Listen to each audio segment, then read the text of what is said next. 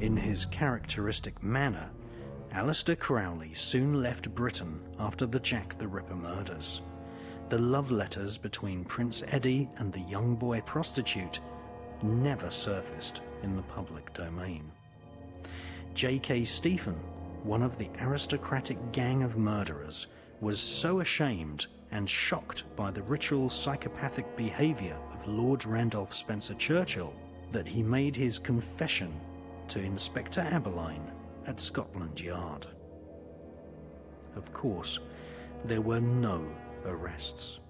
In fact, Scotland Yard still, to this day, take great care to cover up the true significance and detail of the Jack the Ripper Masonic murders.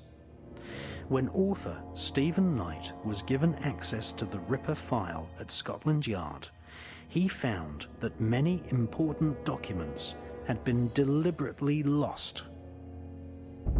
Stephen Knight discovered later that some of the documents he had seen during his research for his book, Jack the Ripper: The Final Solution, had subsequently been destroyed. Soon after the publication of Jack the Ripper: The Final Solution, and also after having exposed the true nature of demonic Freemasonry in his excellent book called The Brotherhood, Stephen Knight was dead.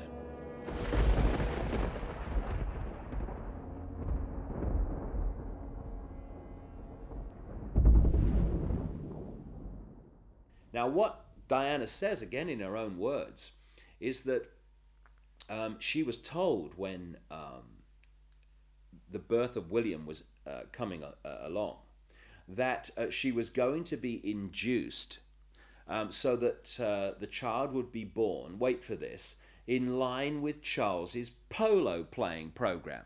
Now, first of all, even if that was true, which it wasn't, what does that say about a father that would have an induced child so it would suit his polo playing program? But what was the real story?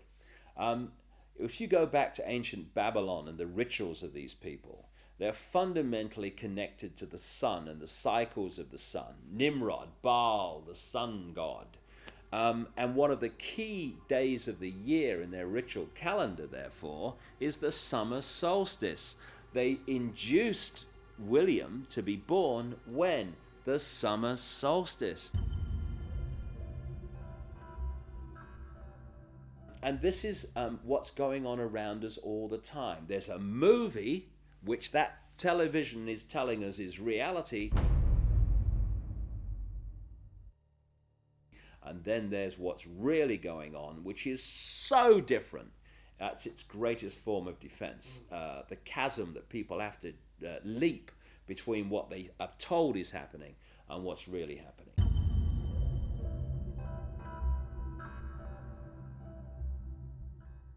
A confidant, Christian Fitzgerald, told me that people who did not support these black occult networks that controlling not just Britain but increasingly the world, they were feeding her information and warning her that she was in danger.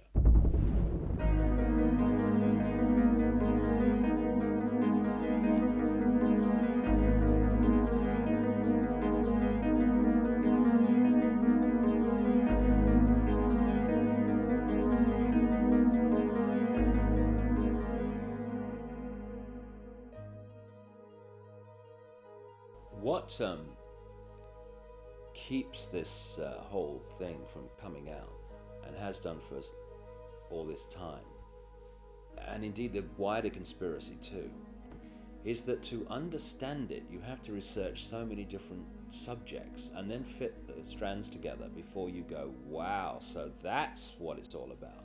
In this soundbite world of superficiality we call the mainstream media, people get so little information that they can't see what's going on.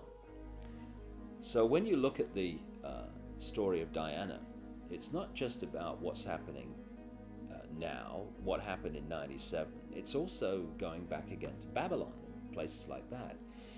The goddess Diana was an ancient goddess, which was another name for the Babylonian goddess Queen Semiramis, the goddess of the Illuminati.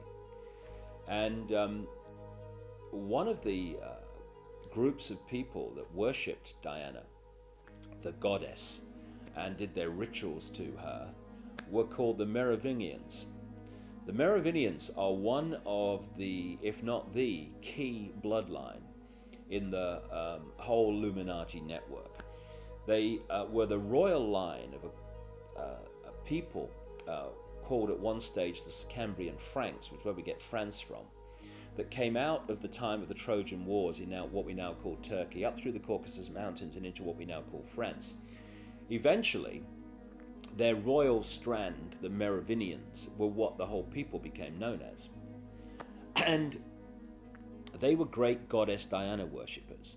And according to an American researcher in Paris, immediately after Diana died, the Merovingians dug underground sacrificial chambers in Paris, just outside the original Paris, well inside, of course, the present metropolis, where they did their rituals to the goddess Diana. And according to her, the place is now called the Pont d'Alma Tunnel, which is still an underground kind of location. Now, the ancient myths of the goddess Diana were that she was a moon goddess. Pont d'Alma actually translates as passage or bridge of the moon goddess. Coincidence? Why is it with the absolutely, I cannot emphasize this enough, the ritual symbolism obsessed Illuminati? Why is it that even people who said, well, it was an accident, have actually said, well, there is one question. Why was Diana held in that tunnel for so long when she's supposed to have had internal bleeding, which needed repairing? Why not get her to hospital immediately? Why was she held in that tunnel for the best part of an hour and a half? Why? Because in the sick ritual, and that's what it was, the ritual of her murder, she had to die in that place of ancient sacrifice to the goddess Diana. And it was when she died that they then moved her out. And of course, goodness knows what have happened to her internal organs, because this is what these sick people use in their rituals. Interestingly, when you look at the stories and myths surrounding the goddess Diana, over and over again, the theme of lakes, of islands, and particularly of the tree grove come up again and again and again. It was the tree grove that was the sacred place of worship to the goddess Diana, not a temple. Now, she wanted to be interned in the little church where her father is, just off the Spencer estate in Northamptonshire. And after her death, Earl Spencer says that he decided that she would be buried on the Spencer estate. Where? On an island, in a lake, in a tree grove. And there's also this bizarre story where Earl Spencer says that he had this dream that he had to put 4 black swans on the lake. And he then said to his estate manager, I've had this dream. Do you know where we can get 4 black swans from? And the estate manager said, well, sir, funnily enough, someone's just offered us 4. Oh, yeah, okay. I've seen a pig. Never mind a bloody swan. Look, there it goes. Black swans are an occult symbol, aren't they? Exactly. The whole thing's a cult.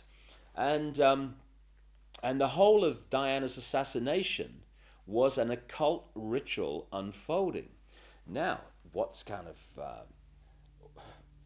interesting to me is that when I was researching The Biggest Secret, which I wrote in 1998, which is kind of unfolding now before our eyes, one of the people that I was introduced to was a lady called Christine Fitzgerald, who, as the tabloid media in Britain acknowledged, was a close confidant of Princess Diana for 9 years. They fell out a little while before her death, but for 9 years they were big time close. And Christine Fitzgerald is a hands-on alternative healer and into the esoteric, and therefore Diana could talk to her about things that other people would think, oh, that Diana's mad, she's talking about this, that, and the other now. And I had long conversations with Christine Fitzgerald about the background to Diana and things that she experienced with her. And I had to have a wry smile to myself when the Paul Burrell revelations came out, because much of it was told to me years ago and is in The Biggest Secret. Not least that friendly people from organizations like MI5 were actually feeding Diana information, saying, be very, very careful because they want rid of you. And so when Burrell produced this letter from Diana in which she predicted her own death in a car crash, in effect, it absolutely fits with what Christine Fitzgerald told me about her experience and what Diana said to her.